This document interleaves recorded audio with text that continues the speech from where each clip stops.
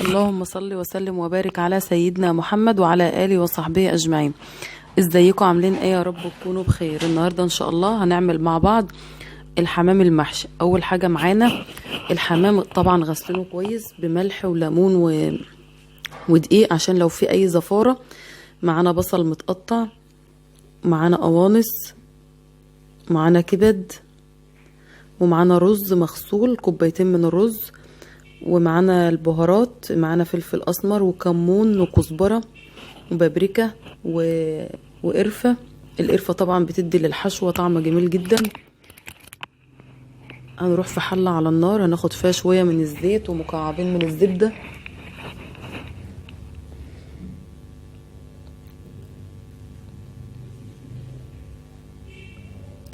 هنسيب الزبدة كده لما تسيح.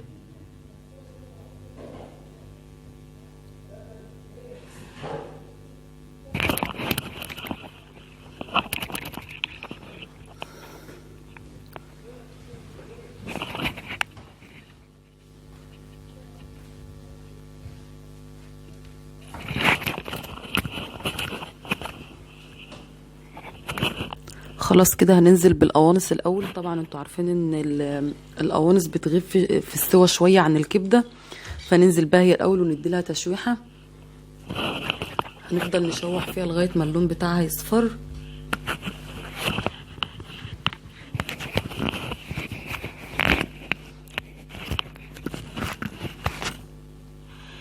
كده خلاص اتشوحت. هننزل بالكبده.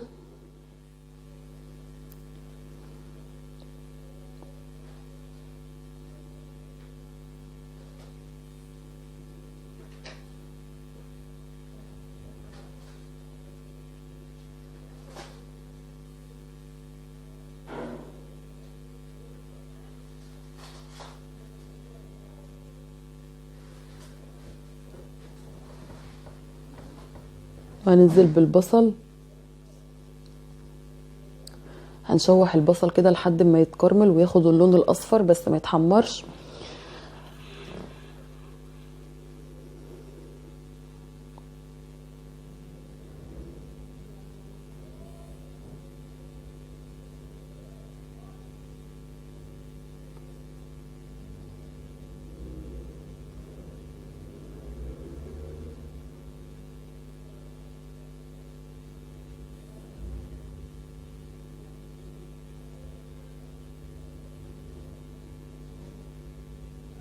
خلاص كده كل حاجة استوت معانا.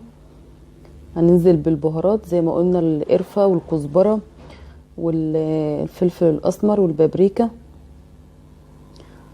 هنقلب ده تقليبة مع الكبد والقوانص.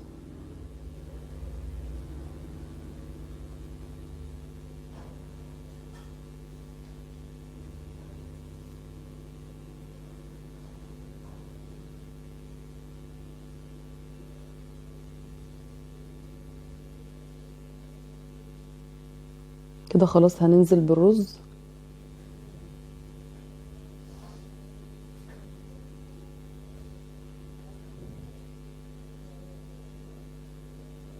وهندي للرز تشويحة.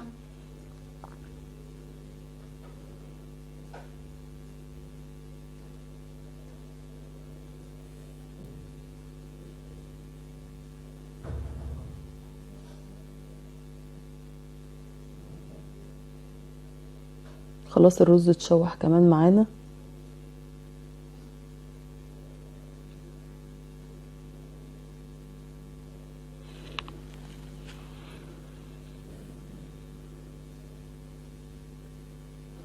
وخدنا معلقة كبيرة من الملح.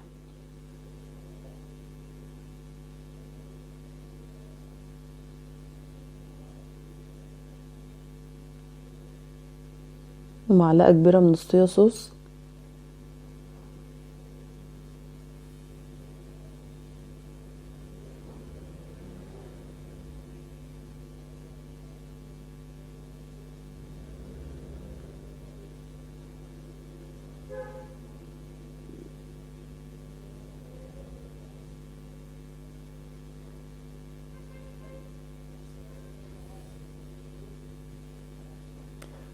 القرفة طبعا والصويا صوص عاطين لون حلو للرز.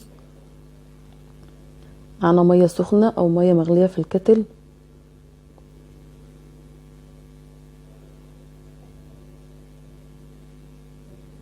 كده خلاص الرز اتشرب معانا. هنهدي عليه النار بقى خالص ونسيبه.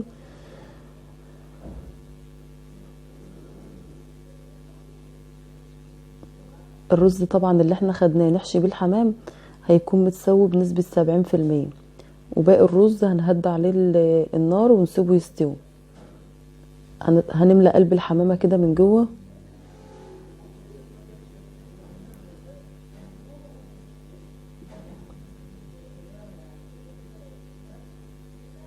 وهنحشيها كده برضو من فوق.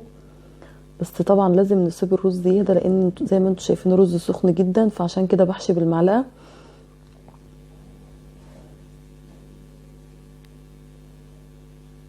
هنملاها كده من فوق. طبعا مش هتفرقع معانا ولا حاجة علشان الرز مستوي. لو انت بتعملي الرز من غير سوا فمش هتحشي كتير وهتسيب الحمامة مهوية، يعني تسيب الحمامية كده مهوية بحيث ان هي ما تفرقعش منك اول ما تحطها في المية المغلية. لكن لو الرز مستوي مش بتفرقع ولا بيجرى لها اي حاجة. والافضل ان يكون الرز مستوي عن ما يكون محطوط كده من غير سوا.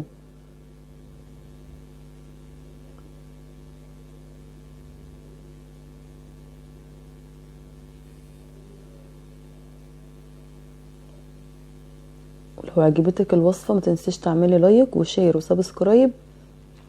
هتنزلي عند كلمة اشتراك اللي بالاحمر وتفعلي زر الجرس علشان يوصلك كل جديد.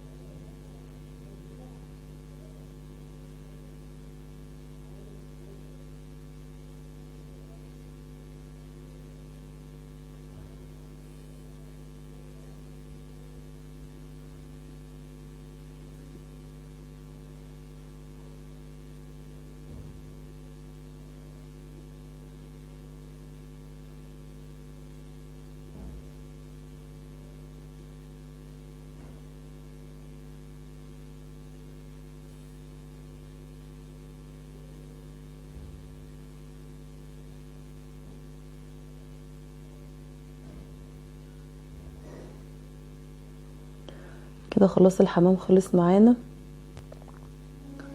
هنروح في حلة على النار فيها مية. هناخد طماطم وبصل وكبابة صيني وورق لورا.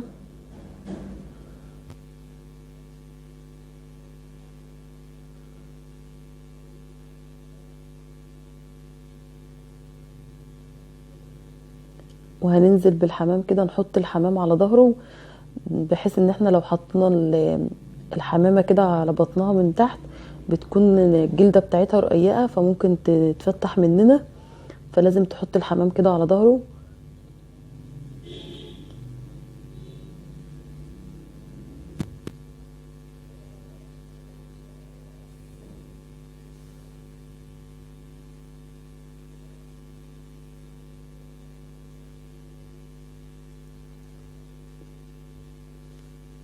شايفين اول ما حطينا الحمام في المية الزور اللي كنا بنحشي منه فوق قفل ازاي. هو كده خلاص استوى معانا.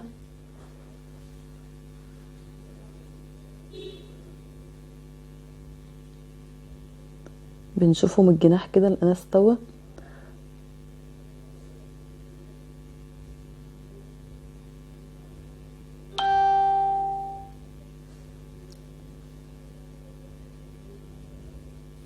طبعا احنا حطينا له ملح، غلى غلوة بالملح.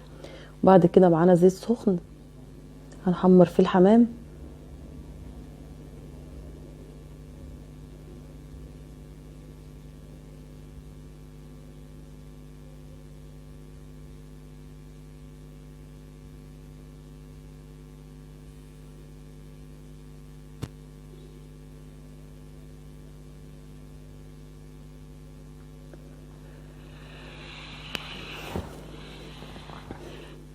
وده الرز اللي احنا كملناه تسوية. شايفين اللون بتاعه ما شاء الله جميل، وطعمه فعلا جميل جدا.